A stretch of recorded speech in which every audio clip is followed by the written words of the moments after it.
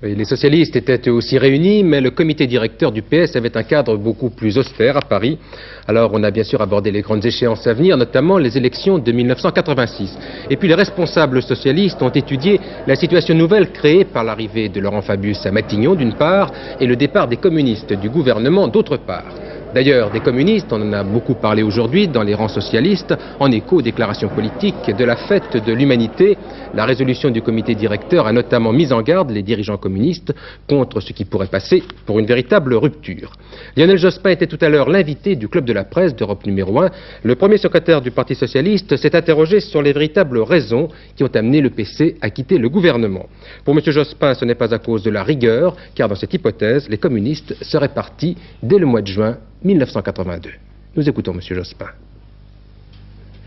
Si ça ne s'est pas produit en juin 82, s'ils sont restés 2 ans, mais que ça se produit après l'échec des élections européennes, et alors que s'ouvrait la discussion à l'intérieur du Parti communiste, c'est bien parce que la sortie des ministres communistes du gouvernement était une façon pour le Parti communiste d'éviter qu'un débat s'ouvre à l'intérieur de sa formation politique. C'est donc pour des motifs politiques, pour des raisons liées à la peur qu'il a d'évoluer, d'accepter le monde moderne, qu'il est sorti du gouvernement.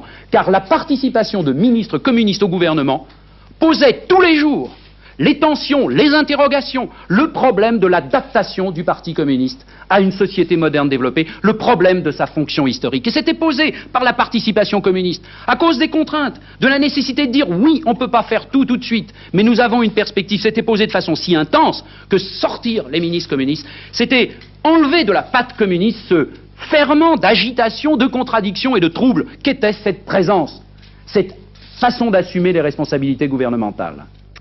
Du côté de l'opposition traditionnelle, cette fois, les prises de position se sont succédées au cours de ce week-end. Hier, vous pouviez entendre Jacques Chirac rejeter toute idée de rassemblement autour de Laurent Fabius. Aujourd'hui, c'est Raymond Barre qui intervient sur le devant de la scène politique. Il s'en prend lui aussi aux propositions de M. Fabius qui, décidément, suscitent beaucoup de réactions. Pour Raymond Barre, c'est la confusion depuis le départ des communistes du gouvernement et il n'est pas question de se laisser séduire par la décrispation et le recentrage. Si les communistes ne veulent pas revenir au bercail, eh bien, on cherchera la survie par le recentrage. Et à ce moment-là, mesdames, messieurs, c'est à tous les autres qu'il appartiendra de savoir s'ils veulent, oui ou non, contribuer à la survie par le recentrage. Ma réponse est immédiate et très claire. Il n'est pas question, pour l'avenir du pays, de se prêter à un jeu politique qui signifierait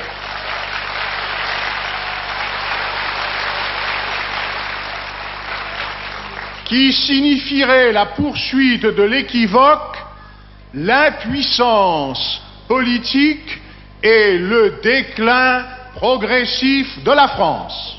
Alors, beaucoup de déclarations en 2 jours. Voilà, Mar, avec une certitude, Laurent Fabius est bien la cible préférée des hommes politiques. C'est vrai, mais Raymond Barre, en étant si sévère, vient curieusement de lui rendre service. Si l'ancien Premier ministre avait approuvé même du bout des lèvres les appels à l'effort lancés par Laurent Fabius, s'il l'avait encouragé à poursuivre sur la voie qu'il avait lui-même tracée avant 81, il aurait permis involontairement, bien sûr, au Parti communiste de crier aujourd'hui à la collusion, à la trahison, preuve en main. Ce n'est pas le cas. Mais c'est une maigre consolation pour Laurent Fabius qui aura passé un week-end maussade. Jacques Chirac et Georges Marchais hier, Roland Leroy et Raymond Barre aujourd'hui, le nombre de procureurs ou d'adversaires politiques s'accroît et ce cartel des noms attaque sur 2 fronts, à droite comme à gauche.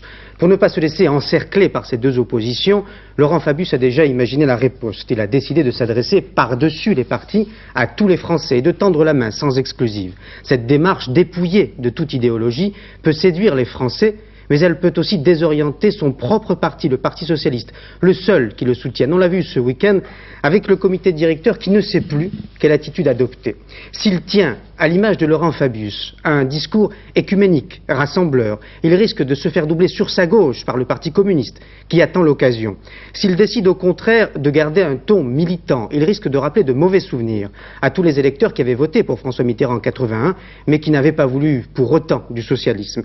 Voilà le dilemme que les socialistes doivent à tout prix résoudre avant l'élection législative de 86. Il se résume en une question: comment gagner à droite sans perdre à gauche? On comprend qu'ils soient embarrassés. Le corps du prêtre assassiné au Chili, le père Jarlan, qui a été tué lors des journées de protestation contre le régime du général Pinochet, le corps de ce prêtre est arrivé aujourd'hui à Paris.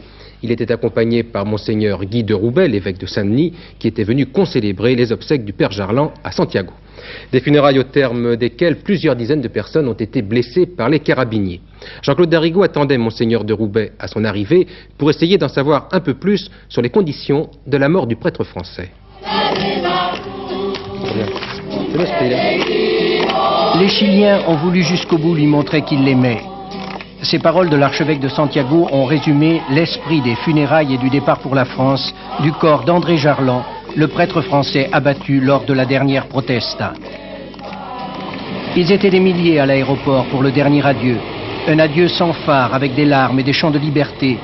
André, notre ami, le peuple est avec toi, scandait la foule. Pour les amis d'André Jarlan, ceux du quartier de la Victoria, ceux du Chili qui se bat, c'est à un homme assassiné qu'ils ont dit adieu. La thèse du gouvernement chilien à propos de la mort du père Jarlan est c'est un accident. Dans le quartier de Victoria, on ne pense pas que c'est un accident. Parce que les gens se sont opposés un peu, et même violemment quelquefois, avec les carabiniers. Et donc, certains pensent qu'il y a eu un acte délibéré. Les cérémonies qui ont accompagné la sépulture du prêtre français ont été explicitement religieuses, mais on a vu aussi apparaître des pancartes plus politiques. Certains se demandent si la mort du père Jarlan ne sera pas surtout récupérée par la gauche révolutionnaire chilienne. Elle risque d'être récupérée, encore, elle l'est peut-être déjà un peu, mais cela me paraît normal. Dès que l'Église veut être concrète, veut être proche de la vie, elle touchera à la politique. C'était aussi le risque du Christ. Et je pense que André Jarlan, déjà, ne nous appartient plus. Non seulement j'ai vu une pancarte « Saint-André, martyr », mais j'ai su aussi qu'une rue allait porter le nom de ce prêtre. Et bien sûr, dans leur sentiment de douleur et en même temps dans l'hommage qu'ils veulent rendre, les pauvres vont tout de suite très loin. Mais quelquefois, ils annoncent quelque chose de l'Évangile sans le savoir. L'Église a gagné cette fois-ci? L'Église n'a pas à gagner ou à perdre, elle a essayé d'être fidèle simplement à l'Évangile. Alors, si c'est cela gagné, oui.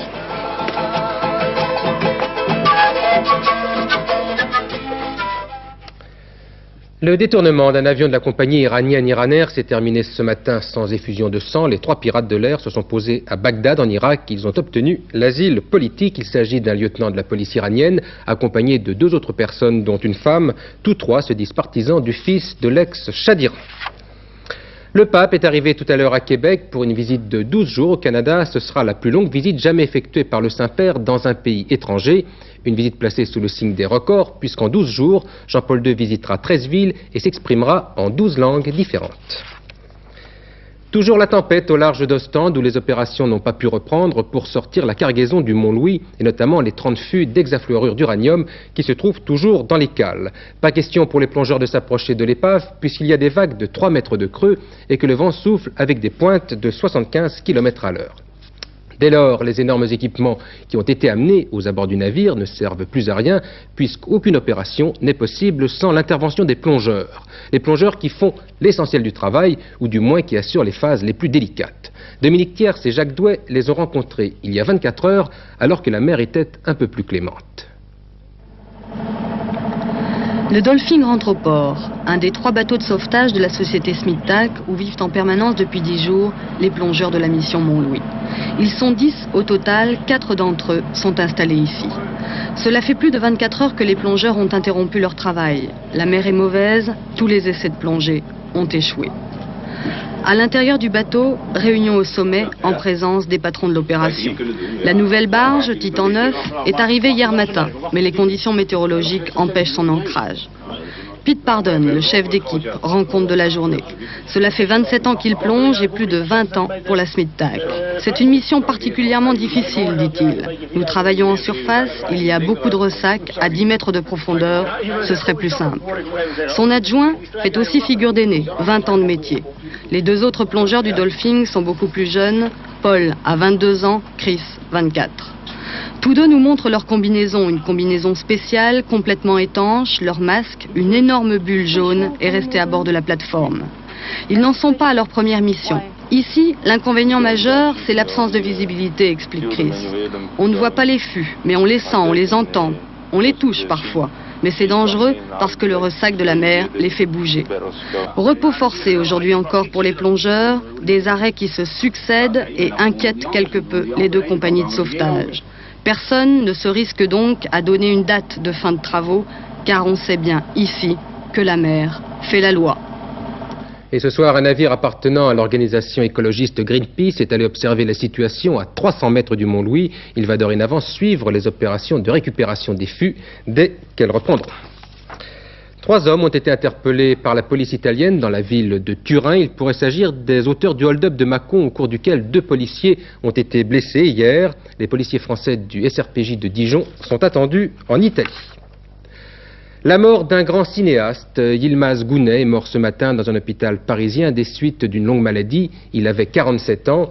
Yılmaz Güney, qui était turc d'origine kurde, avait chèrement payé le prix de son engagement dans un mouvement d'extrême gauche en Turquie. Il avait passé de longues années dans les prisons de son pays avant d'être déchu de sa nationalité. C'était en janvier 1983.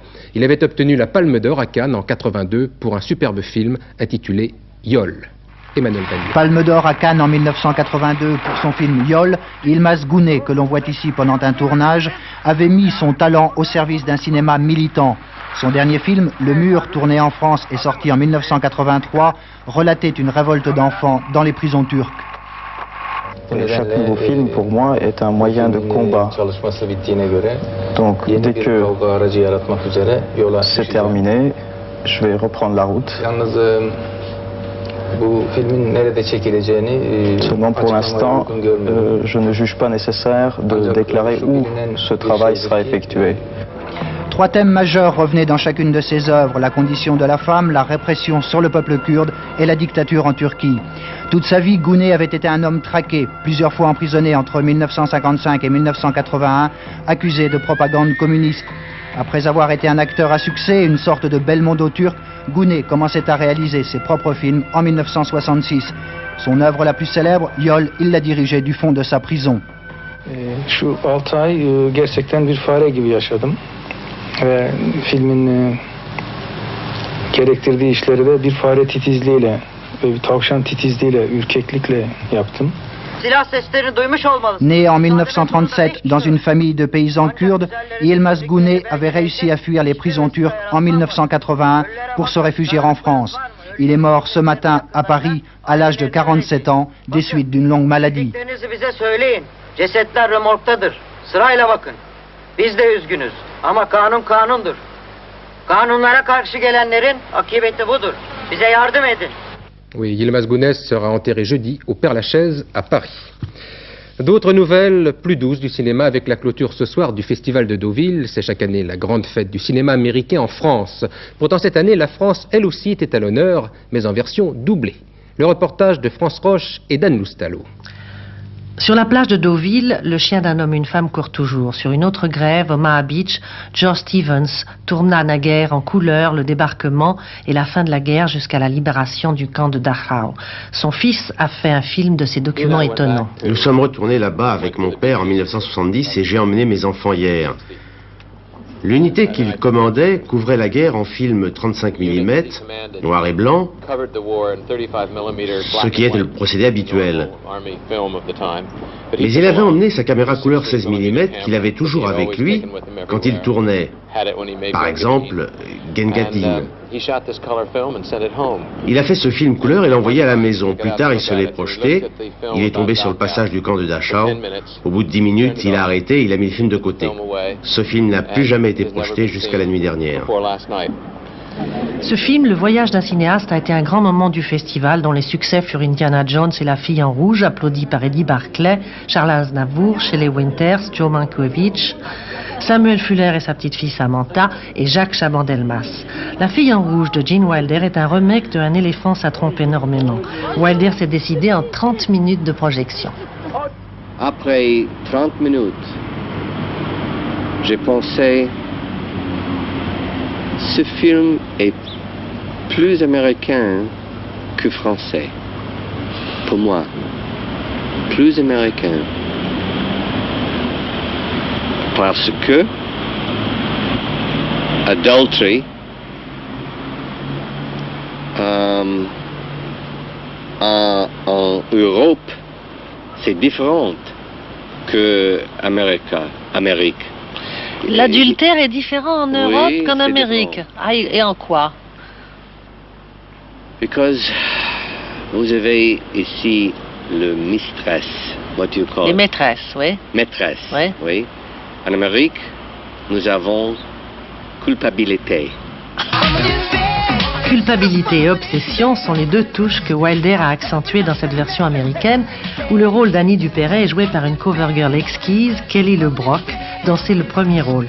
Elle a très peu pris de cours de comédie, mais en a-t-elle vraiment besoin pour convaincre? J'étais à l'école pour 3 semaines et après j'ai quitté parce que j'ai mon premier rôle. Elle est mariée avec le producteur du film, Victor Drey, un Français travaillant en Amérique, heureux homme. Les résultats du tiercé qui secourait à Longchamp cet après-midi. Nous retrouvons pour cela Pierrette Bresse qui lève en même temps le voile sur le prochain prix de l'Arc de Triomphe. Pierrette Bresse tout de suite. Eh bien, pour gagner ce tiercé qui se courait cet après-midi à Longchamp dans le prix François Magazine, il fallait miser sur Avricourt, Mr. Jack et le Sampan qui portaient les numéros 7, 1, 11. Un tiercé qui rapporte dans l'ordre pour 5 francs 1815 francs et dans un ordre différent toujours pour 5 francs 363 francs. Tout de suite après le tiercé, Yves Saint-Martin se mettait en selle sur Darshan pour courir dans le prix Niel, l'une des courses préparatoires au prix de l'Arc de Triomphe. Après sa victoire dans le prix du Jockey Club et sa défaite en Angleterre dans les King George V, Darshan faisait sa rentrée. Mais c'est Carrier-Laure qui s'imposa dans ce prix Niel, dont nous revoyons maintenant l'arrivée. Darshan en 3e position, Casaque verte, n'a pas son action habituelle. Il a même l'air un peu braqué avec sa tête tournée légèrement sur le côté. Alors que Carrier-Laure, le poulain de Madame Suzy Volterra, répond avec brio à la demande de son jockey Freddy Head. Le terrain souple lui convient à merveille. Il confirme sa victoire dans le prix Noailles. Freddy Head, Carrier-Laure, une équipe sérieuse pour l'Arc. Mais il ne faut surtout pas condamner une Darshan. Alain Droyer-Dupré, la course d'Arshan nous a un petit peu déçus, mais vous, quelle analyse en faites-vous? Effectivement, je suis déçu, mais pas surpris, parce que j'ai dû ralentir énormément ce cheval après son voyage en Angleterre, et je l'ai repris qu'il y a seulement 15 jours, ce qui fait qu'il est certainement à court de conditions, et nous le savions. Dans le prix Foix, autre course préparatoire à l'Arc de Triomphe, les couleurs bleues de Daniel Wildestein brillèrent doublement, avec Sagas qui remporta la victoire devant son leader Castleguard, alors que l'on regrettait l'absence de la championne All Along. On attendait tous la rentrée d'All Along aujourd'hui. Qu'est-ce qui s'est passé? Pourquoi n'a-t-elle pas couru? Elle n'a pas couru parce que je ne l'ai pas trouvé tout à fait assez bien et que je ne peux pas me permettre de courir une championne de ce genre sans être vraiment sûr de gagner. Et comme il a beaucoup plu, que le terrain s'est beaucoup alourdi, qu'elle n'a jamais aimé ça, je préférais courir Sagas. Lui, je crois que c'est vraiment un grand champion. Déjà l'année dernière pour l'Arc, vous m'aviez signalé Sagas. Il avait été très malheureux dans l'Arc l'an dernier et je pense que cette année, j'espère que Yves pourra le monter dans l'Arc et comme ça, je pense qu'il sera très dur à battre. Un autre cheval était à l'honneur aujourd'hui, son nom Lutin d'Isigny, son titre champion du monde des trotteurs, un titre arraché il y a 15 jours à New York devant les cracks de la spécialité. Lutin d'Isigny revenait ce matin goûter à son herbe natale, une surprise l'attendait à l'entrée du haras. Jean-Pierre Casson.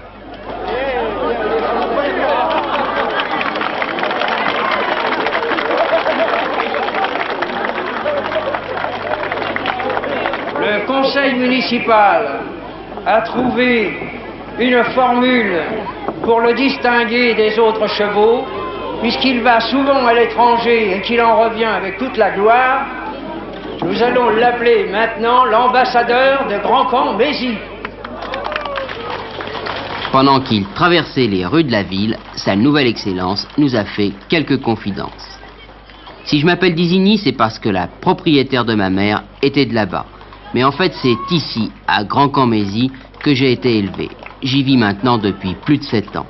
Un bien joli petit port. Je m'y connais pas trop en géographie, mais je crois que c'est aux limites du Calvados, au pied du Cotentin. Il y a environ 2000 habitants, dont 200 pêcheurs.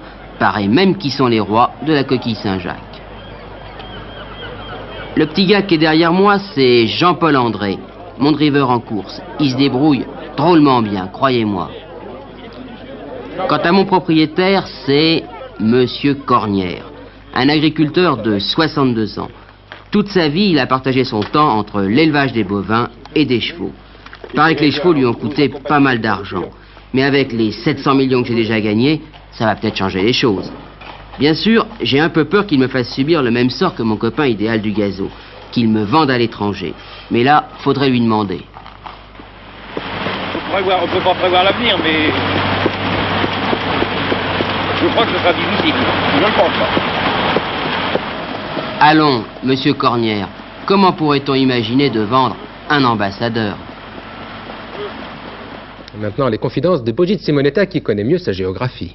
Oui, et il y a le mot, il y a la chose, et les deux ne vont pas toujours très bien ensemble. Ainsi peut-on définir l'été par la situation que nous connaîtrons demain? Sûrement pas. Pluie, légère amélioration et repluie, c'est notre programme. Et ça se voit sur la photo satellite. La dépression est située sur la mer du Nord et elle nous envoie toutes ces perturbations. Et les perturbations sont nombreuses. La première est passée cet après-midi. La deuxième arrive sur les côtes de la Manche. La troisième repassera demain. Résultat, il est extrêmement difficile de schématiser car demain, à un moment donné, chaque région aura droit à son éclaircie comme à son inverse. Alors regardez la carte, disons qu'en milieu de journée, les zones les plus touchées iront de la Manche à l'Alsace, aux Alpes, au Massif central et aux Pyrénées centrales et ça donnera beaucoup de pluie. La Côte d'Azur ne devrait pas être touchée, mais la Corse, oui, c'est tant mieux. L'humidité permettra peut-être de mieux combattre l'incendie qui s'est déclaré aujourd'hui. Des éclaircies plus fréquentes se développeront de la Bretagne à l'Aquitaine, mais pas pour longtemps car une nouvelle perturbation arrivera. Côté température, elle ne bouge pas. 17 à 22 degrés sur la moitié nord, 20 à 25 degrés sur la moitié sud. Demain, lundi 10 septembre, le soleil se lèvera à 7h19, se couchera à 20h14. Nous fêterons les Inès. Avant de nous quitter, un coup d'œil sur les nouvelles revues de ce début du mois de septembre, commençant par l'Expansion. Cet hebdomadaire a mis ses habits neufs avec un nouveau format, le voilà, une nouvelle couverture et une nouvelle maquette. Et puis le numéro 1 de Temps Micro, que vous allez voir dans un instant si tout va bien, un nouveau magazine mensuel consacré à la micro-informatique, voilà Temps Micro. Enfin, Cuisine et Vin de France qui fête son numéro 400 avec un sondage très savoureux sur le goût des Français. Enfin, pour terminer, un guide fort intéressant, c'est le guide des parents 85. On y trouve des conseils très concrets au lendemain de la rentrée scolaire. Son sous-titre, tout pour assurer la réussite de vos enfants de la 6e au baccalauréat. Roger Isabelle vous présentera les dernières informations vers 23h. Demain, vous retrouverez vos rendez-vous habituels avec l'actualité. D'abord antenne de midi à 12h45, puis C'est la vie qui reprend à 18h30. Enfin, à 20h, vous retrouverez Christine Ockrent pour une nouvelle édition de ce journal. Bonsoir, à la semaine prochaine.